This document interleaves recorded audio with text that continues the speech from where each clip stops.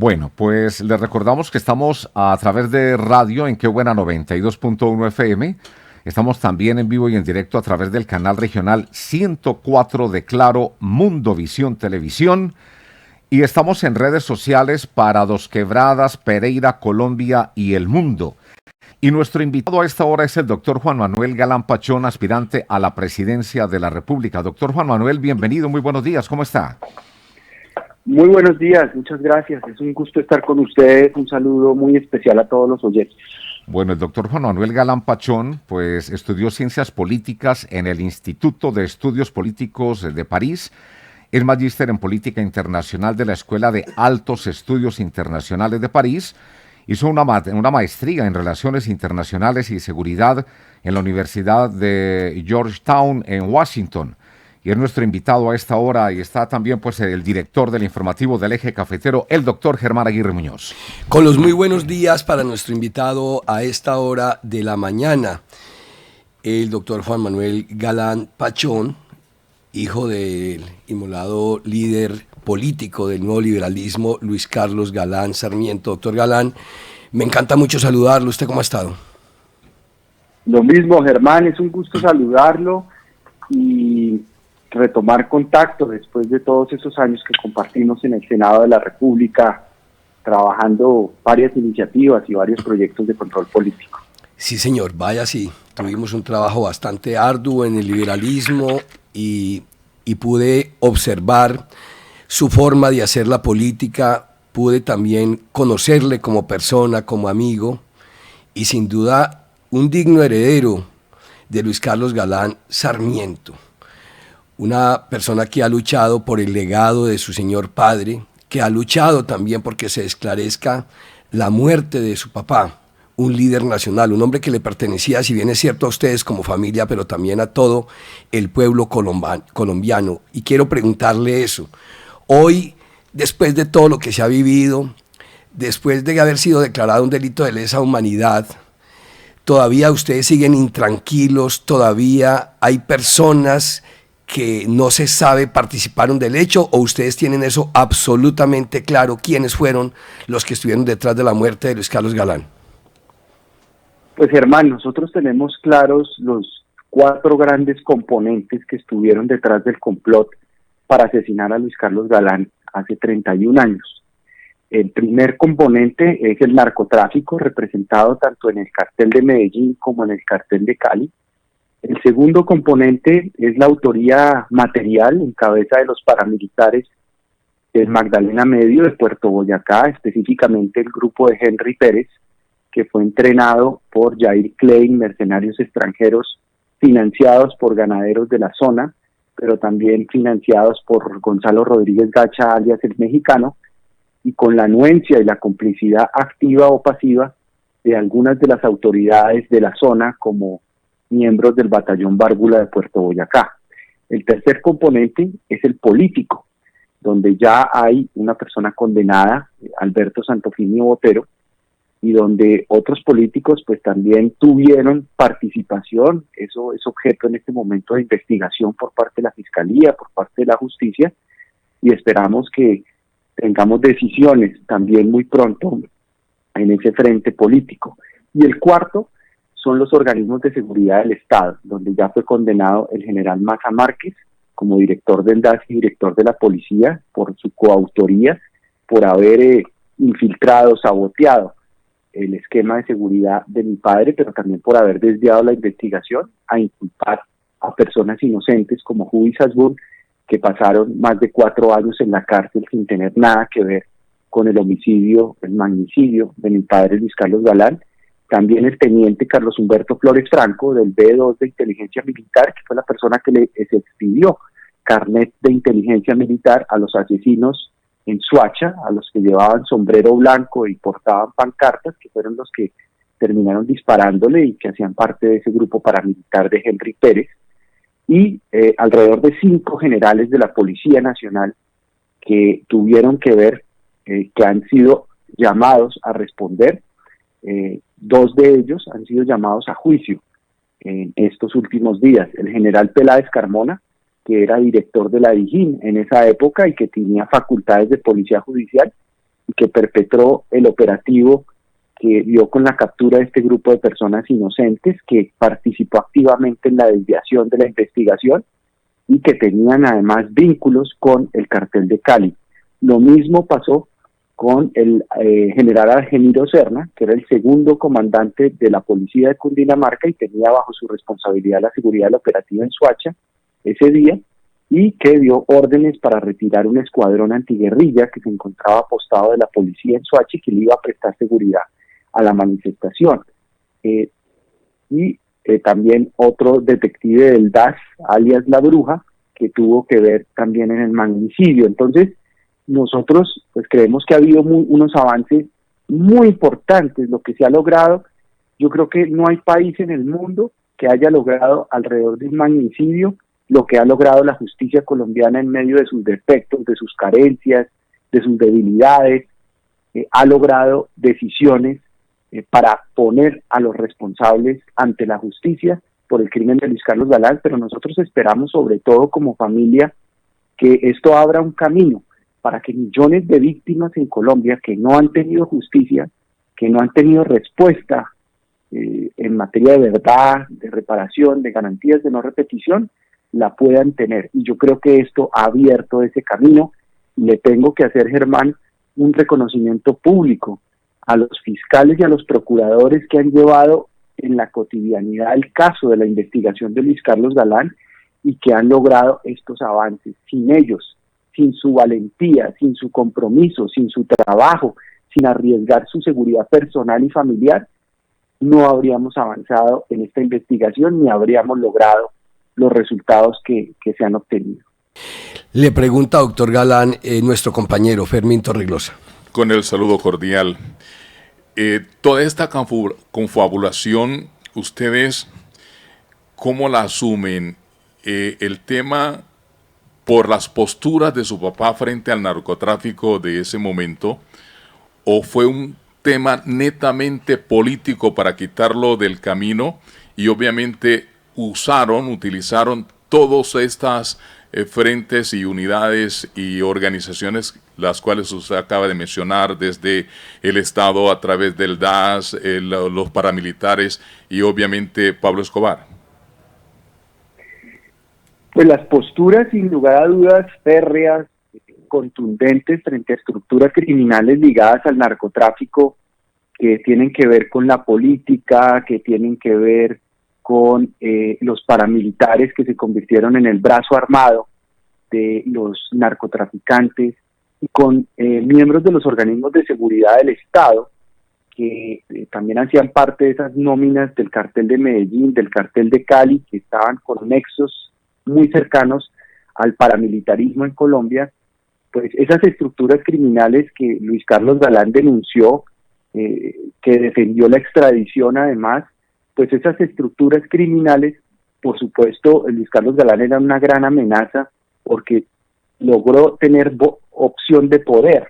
En 1989, si ustedes recuerdan, pues las encuestas lo daban como ganador, como triunfador de la consulta popular, la primera que se iba a realizar en marzo de 1990 para escoger el candidato presidencial, y esa opción de poder pues le costó la vida, porque si bien él tenía una postura contundente frente a las estructuras criminales del narcotráfico, frente al crimen organizado, frente a la dimensión del desafío que las mafias le estaban presentando al pueblo colombiano, a su democracia, a sus instituciones, era una persona también que construyó un proyecto político de cambios y profundos en el país para tener una Colombia justa, una Colombia partidaria de cambio social, rebelde, inconforme, pero sin nunca apelar a la violencia, rechazando siempre a la violencia como mecanismo de transformación del país. Y eso pues se convirtió en una amenaza para todo un establecimiento corrupto, clientelista, criminal, e involucrado con el narcotráfico y con el paramilitarismo, que decidió pues asesinarlo porque no lo pudieron parar políticamente. Entonces pasaron a su asesinato físico, pero no solamente a él, sino a 50 miembros, por lo menos, del nuevo liberalismo, que fueron asesinados sistemáticamente en una campaña de exterminio exconcejales, exalcaldes en el Magdalena Medio, en Puerto Boyacá, en el Urabá antioqueño, Rodrigo Lara Bonilla, Guillermo Cano, Jorge Enrique Pulido, muchos de esos asesinados en esa época de la década del 80, miembros del nuevo liberalismo, pues fueron asesinados por lo que representaban. Y por eso, uno de los argumentos que hemos presentado ante la Corte Constitucional en la tutela que fue interpuesta para recuperar la personería jurídica del nuevo liberalismo ha sido el exterminio. Por eso el crimen de Luis Carlos Galán fue declarado de lesa humanidad, porque hizo parte de una campaña de exterminio y se comprobó sistematicidad y masividad en el exterminio que sufrió el nuevo liberalismo. El 18 de agosto del año 1989 es asesinado Luis Carlos Galán. En su sepelio usted le entrega las banderas de la campaña, las banderas del partido, al doctor César Gaviria Trujillo. ¿Eso cómo fue, doctor Galán? ¿Eso fue iniciativa suya, siendo usted tan niño? ¿Eso se lo pidió su mamá? ¿O quién le dijo, entréguele las banderas a Gaviria?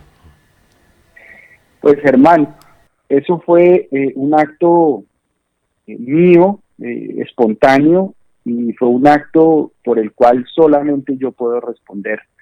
No fue un acto consultado, no fue una decisión conversada, fue una decisión que yo tomé a mis 17 años, pensando en que no asesinaran las ideas de mi papá y que sus ideas tuvieran la oportunidad, la posibilidad de hacerse realidad desde un gobierno.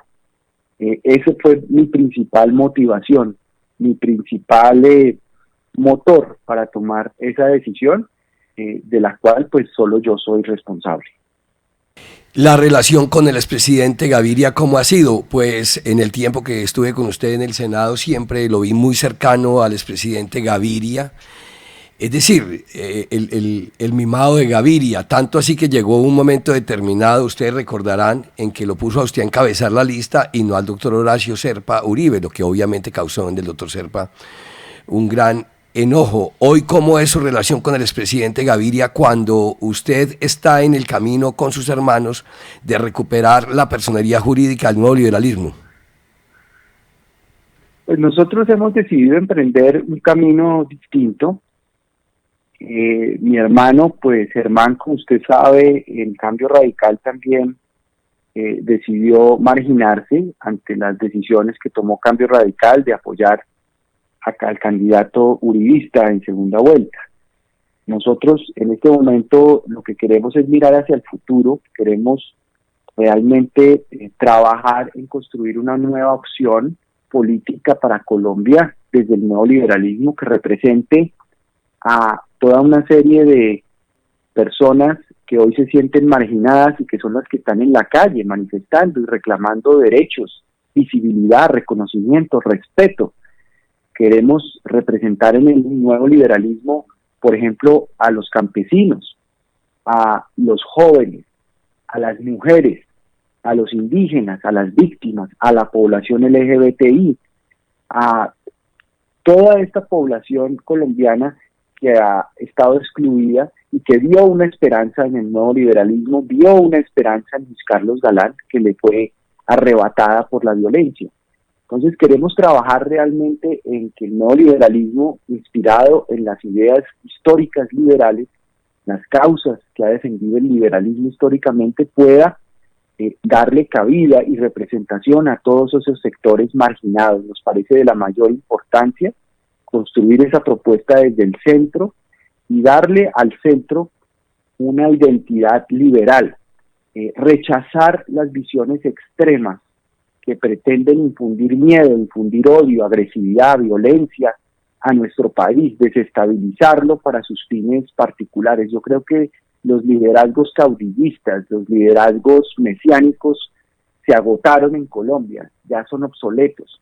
Hoy el país reclama un liderazgo incluyente, un liderazgo colectivo, un liderazgo horizontal, un liderazgo no de jefes, sino de coequiperos, que realmente trabajen por construir soluciones para el país, y eso es lo que nos inspira a trabajar por la recuperación del nuevo liberalismo. Doctor Juan Manuel, Para todo es claro y este país clama y reclama y requiere un presidente que, aparte de ofrecer lo que usted acaba de mencionar, vuelva a unir a Colombia. Si no hay alguien que una a este país, vamos a seguir en las mismas. Su proyecto, ¿de qué manera podría lograr ese anhelo y esa necesidad que tenemos los colombianos? Bueno, como usted dice, la unidad es fundamental para el país, pero también la unidad con base en la confianza. La gran crisis que tiene Colombia en este momento es una crisis de confianza, no solamente confianza en las instituciones, en la política, en los dirigentes, que ya es suficientemente grave, sino confianza interpersonal. Y según los estudios que hace John Sudarsky en Capital Social, él menciona que de cada 100 colombianos, alrededor de 90 no confían en nada ni en nadie. Y eso hace inviable construir un proyecto de nación, un proyecto de unidad. Yo lo que creo que debemos hacer para no solamente sentirnos colombianos cuando juega la selección Colombia contra Perú o cuando triunfa Egan Bernal en el Giro de Italia, que podamos construir un sentido de nación, y ese sentido de nación se construye desde el nivel, desde el ámbito educativo, desde los establecimientos educativos de nuestro país. Tenemos una educación segregada, una educación en donde algunos pueden acceder a una educación de alta calidad, pero otros no tienen la oportunidad de acceder a una educación de calidad y se quedan sin oportunidades para progresar en la vida. Yo tuve la oportunidad de estudiar en un colegio público y en una universidad pública, y sé el valor que eso tiene para construir sentido de nación. Y Bernardo Toro, un experto en ética, me decía, cuando yo le preguntaba cómo construir un sentido de nación en el sector educativo, en el sistema educativo, él me decía, en Suecia, el hijo de la empresa más importante de Suecia, que es la Volvo, estudia en el mismo colegio público de el hijo del pescador del pequeño pueblo o municipio en Suecia donde vive el presidente de la Volvo. Si nosotros lográramos en Colombia que los hijos de las personas más pudientes socioeconómicamente pudieran estar en el mismo colegio con la misma óptima calidad de los hijos de las personas más humildes, como me pasó a mí en el Instituto Pedagógico Nacional, podríamos construir ese sentido de unidad, de reconocimiento entre nosotros, de trabajar unidos y no de vivir en guetos sociales, en segregación clasista y arribista y social que tanto daño nos ha hecho a los colombianos. Esa es una manera de construir sentido de nación, pero también lo es apostarle a una Colombia descentralizada. Nosotros tenemos en Colombia una monarquía presidencial, no tenemos un gobierno realmente democrático, sino que acá el presidente es absolutamente omnipotente y nada se mueve y nada ocurre y nada se decide si el presidente no lo decide.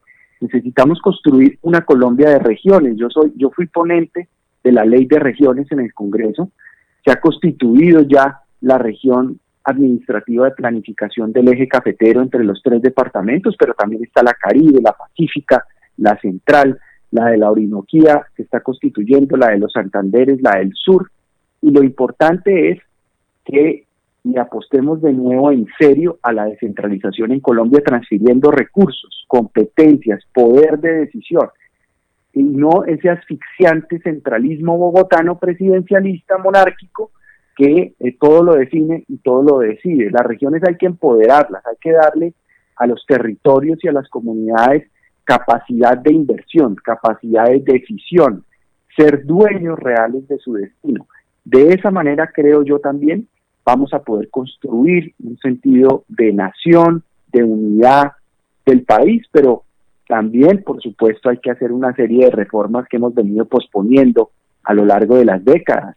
Este país no aguanta más no tener una reforma pensional, una reforma laboral, una reforma educativa, una reforma de la salud. En todos estos campos hay una serie de inequidades, desigualdades, injusticias en donde tenemos que trabajar un sistema tributario y fiscal realmente promotor de la equidad en la distribución del ingreso, de que tengamos un sistema tributario amigable con las empresas, con el 99% de las empresas que son pequeñas, medianas y microempresas.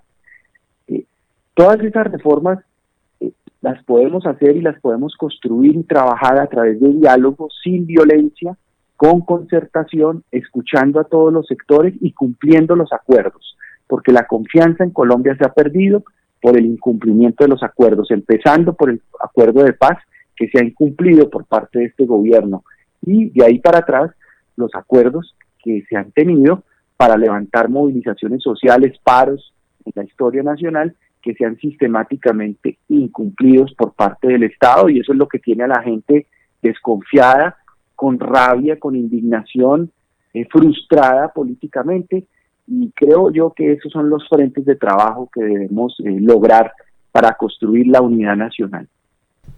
Estamos en diálogo con el doctor Juan Manuel Galán Pachón, aspirante a la presidencia de la República, en el informativo del Eje Cafetero. Doctor Galán, dos cositas. Primero, usted está de visita en esta área. Ayer estuvo en la ciudad de Armenia, hoy está en la ciudad de Pereira. ¿Cómo le fue en Armenia? Y además, ¿qué es lo que usted llama como Pacto Nacional por la Verdad? Bueno, en Armenia tuvimos unas reuniones con varios sectores, con sectores de empresarios, sectores de jóvenes, líderes sociales. También tuvimos la oportunidad de hablar con antiguos miembros del nuevo liberalismo, fundadores del nuevo liberalismo en el Quindío, en Armenia, y fue muy enriquecedor, muy positivo poderlos escuchar, poder recoger sus inquietudes, su sentimiento, sus propuestas e ideas para aportar en la construcción de las soluciones que el país necesita. El pacto por la verdad es que los colombianos nos pongamos de acuerdo también por rendirle culto a la verdad. Todos, los políticos, tenemos que decirle la verdad a la gente y no en campaña elaborar discursos seductores, populistas, grandilocuentes, que cuando llegan al poder y se incumplen porque son irrealizables, pues la gente termina más desencantada, más desconfiada, más indignada por la política. Yo creo que es muy importante no decirle a la gente lo que quiere oír, que es el populismo, sino decirle a la gente lo que quiere saber, lo que necesita saber, que es el liderazgo político responsable. Y los empresarios también deben participar en ese pacto por la verdad. Los medios de comunicación, las redes sociales, que han sido escenario de noticias falsas, de desinformación, de odio, de miedo, en este paro, pues han jugado un papel importante de denuncia de abusos de la fuerza por parte de la fuerza pública, de violencia, de hechos vandálicos, de destrucción de la propiedad privada, pero también han sido instrumento y vehículo para que el odio, la desinformación, las noticias falsas, el miedo, se difunda de la manera como se difunde a través de estos mecanismos tecnológicos. Entonces, en eso consiste la verdad, en que además construyamos nuestra historia. ¿Cuál es la historia de Colombia que los jóvenes quieren y necesitan conocer de lo que pasó? ¿Cuál es la historia, por ejemplo, de lo que pasó en la década de los 80, con los asesinatos, las muertes, la toma del Palacio de Justicia, las masacres, el paramilitarismo? Toda esa historia tenemos que construirla sobre la base de los hechos históricos de la verdad, porque uno de los actos más revolucionarios en una sociedad es escribir y conocer la historia. Doctor Galán, su papá era un hombre de carácter fuerte, frentero, mejor dicho, para utilizar un término coloquial. ¿Qué tiene usted de su papá, de ese carácter, de esa forma de transmitir sus ideas? Bueno, pues tengo sus genes, tengo su espíritu siempre en mi corazón y en mi mente, sus ideas, que es algo muy importante y muy valioso que nos dejó como herencia a todos los colombianos, un proyecto de país, un proyecto de sociedad. Su aspiración no era simplemente llegar al poder por el poder, era realmente el poder como instrumento transformador, como instrumento de cambio, con una profunda vocación de servicio y con un principio ético fundamental, y es que la política y los negocios particulares no se pueden mezclar, que realmente lo que el país necesita es servidores públicos, políticos, que tengan una vocación y una conciencia y una convicción de servicio público y de defensa del interés general público de la población, por encima de intereses particulares o de intereses privados. Esa fuerza de él está en sus ideas, ante todo. Claro, las formas de expresarla, su carisma, su poder y su capacidad de oratoria para conectarse con la gente eran cualidades muy poderosas. Los estilos, las costumbres, los mecanismos de comunicación pues han cambiado, han evolucionado. Ya la plaza pública no es el escenario político por excelencia como lo era en aquella época, hace 30, hace 40 años. Hoy en día son más las redes sociales, son más los medios tradicionales de comunicación también, la televisión, que apenas hacía incursión en la política hace 35, hace 40 años, cuando tuvieron el primer debate televisivo entre Álvaro Gómez Hurtado y Luis Carlos Galán en el año 1985-86, cuando la campaña presidencial en la que salió triunfador Virgilio Barco. Pero tenemos, por supuesto, todo ese material, todas esas ideas para llevarlas al poder, para cumplirlas, porque yo me decidí a hacer política cuando me enteré de su asesinato. Si a mi padre no lo hubieran asesinado, probablemente yo no estaría en la política. Yo me decidí a hacer política, no porque era hijo de un expresidente y me sentía con todo el espacio y la oportunidad para hacer política, sino porque nos asesinaron a una esperanza, nos asesinaron a una persona que realmente era sincera con la gente, con el pueblo colombiano, y el pueblo le entregó su cariño, que aún se mantiene 35 años después, porque vio en Luis Carlos Galán una sinceridad, porque vio que Luis Carlos Galán hablaba con la verdad, que no le temblaba la mano para denunciar a las mafias, a las estructuras criminales, que estaban acallando, que estaban intimidando al pueblo colombiano, que estaban corrompiendo al Estado. Entonces todo ese legado, toda esa historia, toda esa fuente de inspiración es el motor para levantarnos todos los días y para trabajar en política y para buscar que esas ideas triunfen por la vía democrática en Colombia, como él lo dijo jocosamente en una oportunidad cuando le preguntaron en qué consistía su lucha, y entonces dijo: pues mi lucha es lo que Mao Zedong habría llamado la larga marcha a través de las instituciones. Esa es mi causa. Y pues ha sido una larga marcha, más de 40 años ha sido la marcha para lograr que esas ideas culminen en el poder en Colombia, pero creo que tenemos una gran opción de poder, una gran oportunidad, y vamos a trabajar en esta campaña con toda la energía, con toda la fuerza, con toda la convicción que nos transmite su espíritu, su ejemplo, su legado, que está presente además en millones de corazones colombianos. Doctor Juan Manuel Galán, en el argot popular lo que se dice es que el país está polarizado entre dos líderes nacionales, Gustavo Petro y Álvaro Uribe Vélez. Voy a ser más abierto. En estas tierras paisas lo que se dice, esos dos señores son los que tienen puteado esto. ¿Usted qué opinión merece de eso que se dice tanto?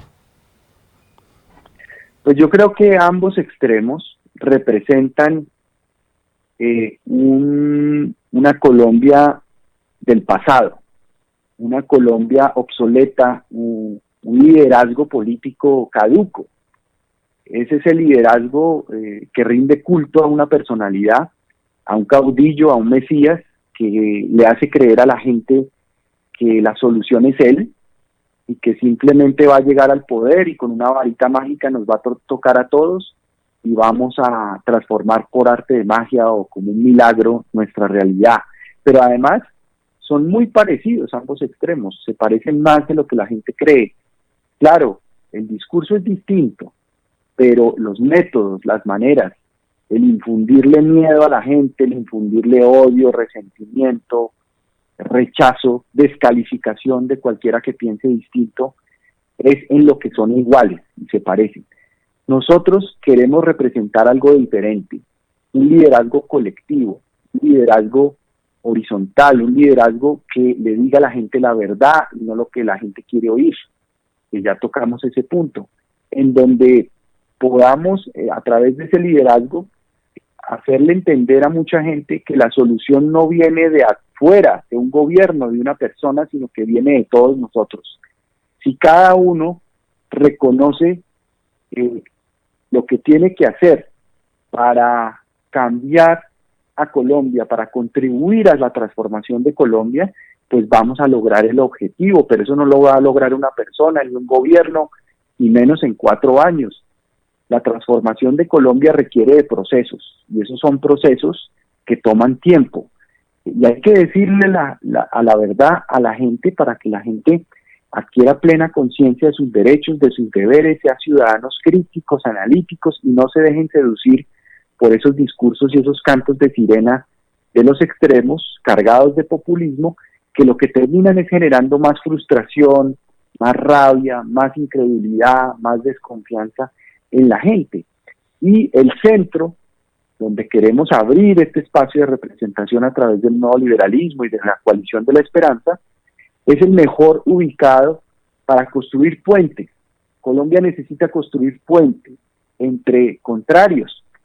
En ambos extremos también hay personas que se han decepcionado de esos extremos, que quieren estar acá, que han buscado pertenecer a este proyecto político y que son personas valiosas, personas con buenas ideas, personas íntegras, personas honestas, personas que vienen de espectros ideológicos diferentes.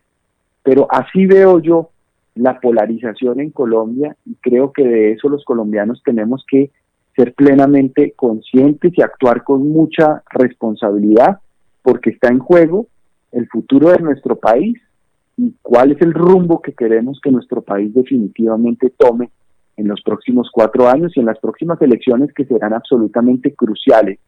Yo le hago un llamado a todos los sectores que han estado en el abstencionismo tradicionalmente, que no han votado, especialmente los jóvenes, a que si quieren traducir la calle, decisiones políticas, tienen que empezar por inscribir la cédula y por participar en política, por no solamente votar, que ya es algo muy importante que todos los colombianos lo hiciéramos, sino también ser candidatos, a arriesgarse, a asumir posiciones de responsabilidad en el servicio del país. Precisamente, doctor Galán, se dijo que el país se lo habían entregado a las FARC y con ese cuento y con tantas mentiras lograron objetivos personales y partidistas. Usted lo ha dicho, el país necesita un puente.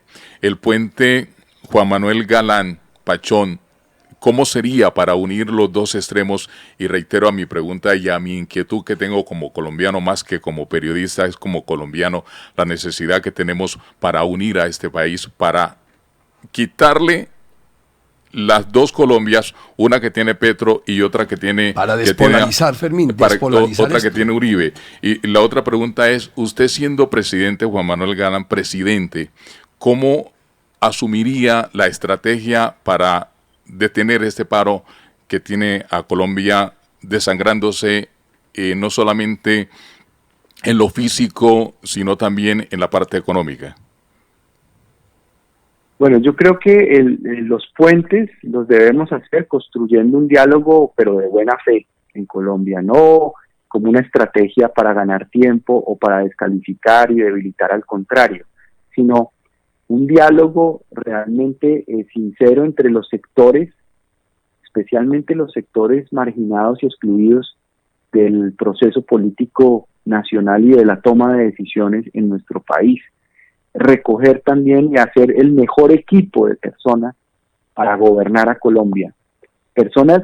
Buscar personas que inclusive sean más capaces que yo mismo en el manejo del Estado.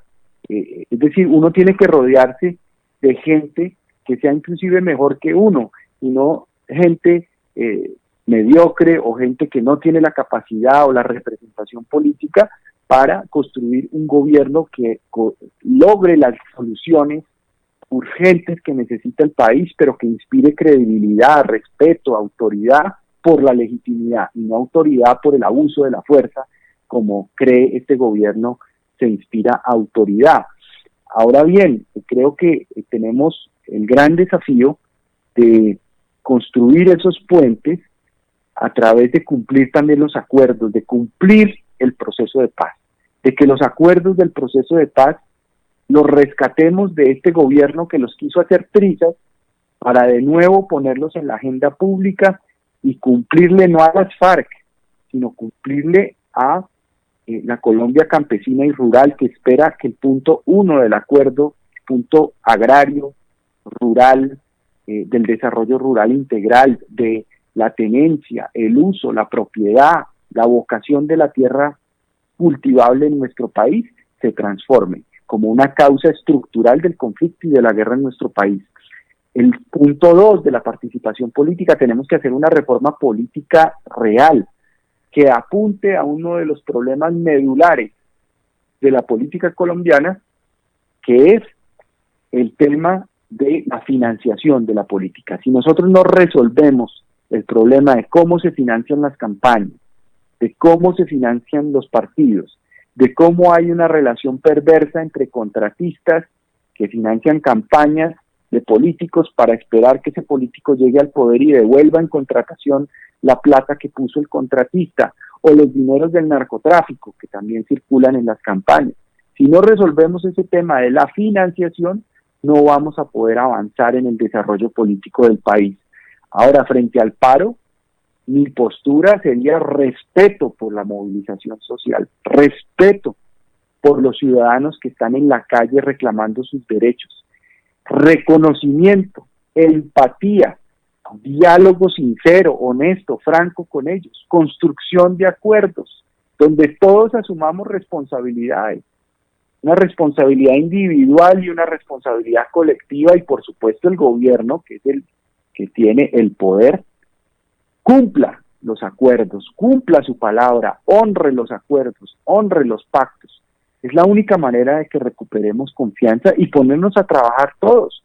Todos tenemos una tarea, todos tenemos una labor para cumplir, para sacar adelante a nuestro país. Y en la medida en que podamos adquirir conciencia plena de esa tarea y de esa responsabilidad política que tenemos, vamos a poder resolver esta situación de crisis y de estallido social. Colombia tiene mucho y tiene con qué y tiene con quién salir adelante. Tenemos la segunda biodiversidad más importante del mundo, pero no hemos tenido la voluntad de invertir en ciencia, tecnología e innovación para que esa biodiversidad se convierta en una ventaja competitiva y no solamente comparativa.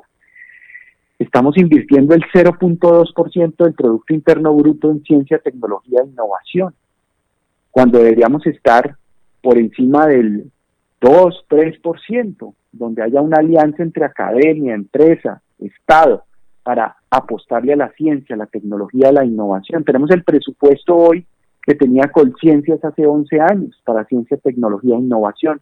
La economía verde es una gran oportunidad para el país, pero tenemos también que parar la guerra contra las drogas, que capturar el negocio criminal del narcotráfico, que legalizar todas las drogas para que ese negocio sea del Estado, que esté al servicio de los ciudadanos y no sea un negocio de criminales, de grupos armados que aterrorizan a la población, que se apoderan de los territorios y que impiden que el Estado llegue legítimamente con el monopolio de la fuerza, con inversión social, con infraestructura social que el país necesita. Entonces hay que acabar la guerra contra las drogas, hay que acabar la prohibición.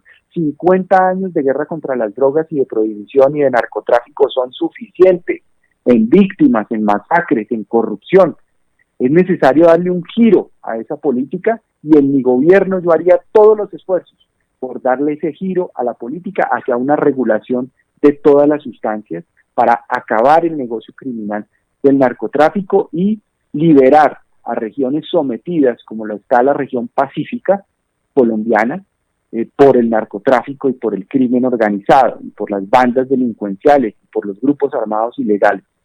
Esa es una de las transformaciones, pero hablando de otras economías también, la economía azul, que es la economía de los océanos, del agua. Nosotros no hemos tenido vocación marítima, a pesar de que tenemos salida al Pacífico y salida al Atlántico, tenemos una riqueza hídrica grandísima, no hemos tenido una economía azul relacionada con los océanos y con el agua, una economía del conocimiento y del talento. La economía del conocimiento es estimular la ciencia, la tecnología, la innovación. La economía del talento es estimular, por ejemplo, la creatividad cultural, los colectivos culturales creativos que hay en Colombia en el arte, en las artes escénicas, pictóricas, musicales. Tenemos una cantidad de talento desperdiciado en nuestro país, el talento en el deporte. Los deportistas que hoy tenemos en Colombia, muchos de ellos salieron de lugares sin oportunidades, marginados en la extrema pobreza y la miseria, y se convirtieron en grandes estrellas del deporte colombiano, como un Egan Bernal o como los futbolistas. Es decir, la economía del talento y finalmente la economía del cuidado. El cuidado de la dignidad humana, el cuidado del planeta, pero el cuidado de una población que está en plena transición demográfica hacia un envejecimiento vulnerable, porque muchos colombianos no tienen pensión, no tienen salud, no tienen un servicio para atención al adulto mayor digno, adecuado, con afecto, con reconocimiento por lo que nuestros adultos mayores nos han dejado como herencia y todo el trabajo que hicieron por nosotros. Entonces esa economía del cuidado también es muy importante promoverla y estimularla. Entonces yo soy muy optimista sobre Colombia, creo que tenemos muchas posibilidades y oportunidades, pero si nos organizamos mejor políticamente, vamos a poder hacer que nuestro país sea un país potencia a nivel de América Latina. ¿Cómo está su agenda hoy en la ciudad de Pereira? ¿Con quién se va a reunir? Bueno, pues teníamos la intención de tener unas reuniones, pero quedaron pospuestas para la semana entrante, que vamos a venir con la Coalición de la Esperanza. Tenía algunos encuentros con personas amigas, cercanas, pero vamos a tener que ir a Barranquilla directamente. Ya estoy a punto de tomar el vuelo para ir a Barranquilla para poder cumplir con una agenda de la Coalición de la Esperanza allí. Vamos, doctor Galán, antes que terminemos esta entrevista, recordemos un poco el discurso de su papá, hablando de cómo combatir la corrupción. Los que compran votos atropellan la libertad política y generan violencia. Los que trafican con becas, aprovechándose de la pobreza de las gentes, atropellan la libertad política y generan violencia. Los que utilizan los empleos públicos que deben estar al servicio de todos los colombianos, pero ellos los emplean para manipular a las gentes, extorsionarlas y obligarlas a una dependencia indigna e infame. Violan la libertad política de los colombianos y también generan violencia. Un gran orador, Luis Carlos Galán Sarmiento, Álvaro Fermino, un gran orador, era un hombre que ponía a vibrar la gente como en su época. Carisma impresionante. Sí, era una como Gaitán en su época. Eso iba a decir. Ser Gaitán en su época. Sí. No nos tocó, pero hemos leído de la historia, sí. Gaitán, Galán, Horacio Serpa, hombres con un vibrato, con un discurso. Y a propósito de su papá, doctor Luis Carlos Galán, doctor Galán, sáquenos de una curiosidad. Mire, cuando uno ingresa a Wikipedia a hablar de Juan Manuel Galán, se encuentra uno ahí con su familia. Y los colombianos pues siempre hemos oído hablar de sus hermanos, es decir, hemos oído hablar de los 3 hijos de Galán, de Juan Manuel Galán, de Claudio Mario Galán y Carlos Fernando Galán, pero nunca habíamos oído hablar de Luis Alfonso Galán Guerrero, un hermano medio de ustedes. ¿Quién es él? ¿Qué es de la vida de él? Bueno, es Luis Alfonso Galán Corredor. Galán Corredor. Es mi medio hermano mayor. Él ha trabajado durante muchos años en el sector público, en el Ministerio de Justicia, trabajó muchos años en toda la dirección de víctimas, de atención a las víctimas, se recorrió el país muchísimas veces hablando con todo tipo de personas víctimas de la violencia y del conflicto en nuestro país. Él es abogado de la Universidad Libre y es una persona pues con la que también nos hemos ido acercando poco a poco. Yo no sabía de su existencia sino hasta después del asesinato de mi padre. Mi mamá pues nos contó de su existencia y pues hemos tenido, mis hermanos y yo, una actitud abierta de construir familia, de recuperar tiempo perdido, y de poderlo apoyar en todo lo que esté a nuestro alcance, apoyarlo y esperar de él también pues ese apoyo recíproco como familia que somos. Pero ha sido una persona valiosa que tiene 3 hijos, que tiene una pareja y con la que nos hemos visto con regularidad. Bueno, ya nos sacó de la duda, ya nos sacó de la curiosidad, porque sí, es Luis Alfonso Galán Corredor. El mensaje finalmente, doctor Juan Manuel Galán Pachón, para toda nuestra audiencia, para la gente que lo está escuchando a través de Qué Buena 92.fm, lo están viendo todos los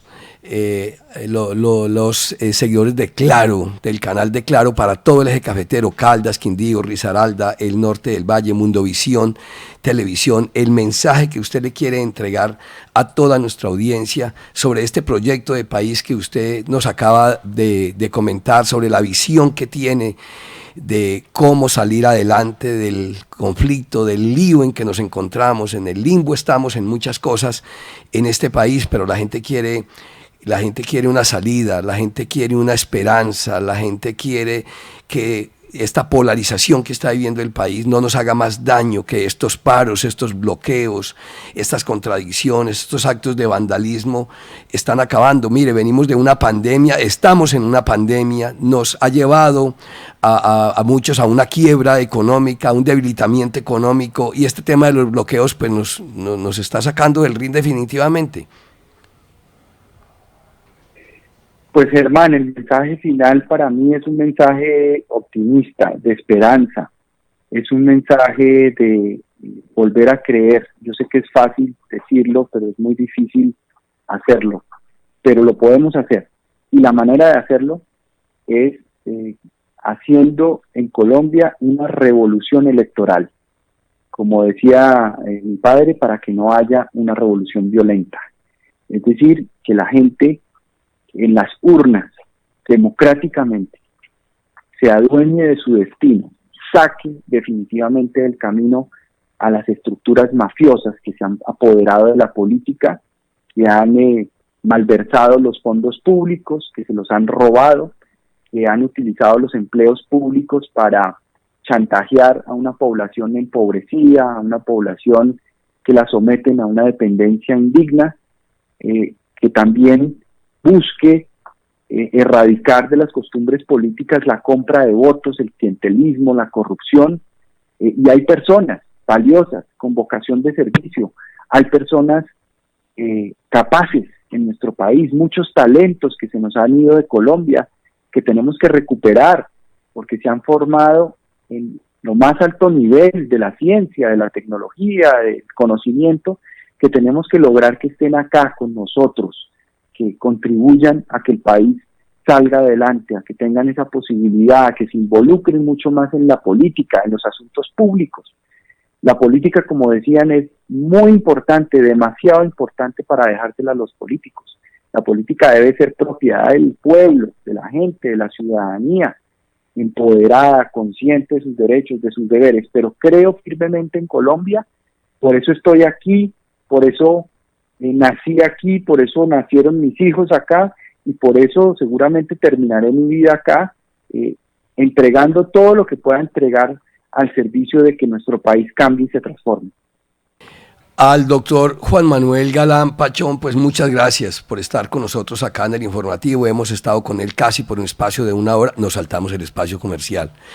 Y he querido tenerlo todo este tiempo, doctor Galán, no solamente por la amistad que nos une, sino porque sus opiniones son bien útiles. Me parece que necesitamos mensajes contundentes, mensajes claros en estos momentos de crisis, de dificultad que vive el país, y queremos tenerlo en otras oportunidades también, conociendo de tantos otros temas que nos quedan faltando. Le deseo pues el mayor de los éxitos en este recorrido por Colombia, en este proyecto de llegar a la presidencia de la República, de sacar adelante el legado de Luis Carlos Galán. Toda la admiración y la gratitud por estar con nosotros acá en el informativo del Eje Cafetero. Un abrazo y que le vaya muy bien en Barranquilla y el resto del país. Muchas gracias, Germán. Ha sido un gusto y un privilegio tener esta oportunidad de casi 1 hora de dialogar con ustedes, de estar con ustedes, de intercambiar reflexiones sobre la situación de nuestro país. Y pues le envío un saludo muy especial, un abrazo muy especial a usted y a todos los oyentes y los televidentes que hasta ahora nos han escuchado y nos han visto a través de la televisión, de las redes sociales, de la radio. Es un gusto haber estado acá y haber tenido esta oportunidad, y siempre, siempre a sus órdenes para que sigamos esta conversación, este diálogo sobre diversos temas de interés público y nacional para nuestro país. Era el doctor Juan Manuel Galán Pachón, aspirante a la presidencia de la República de Colombia.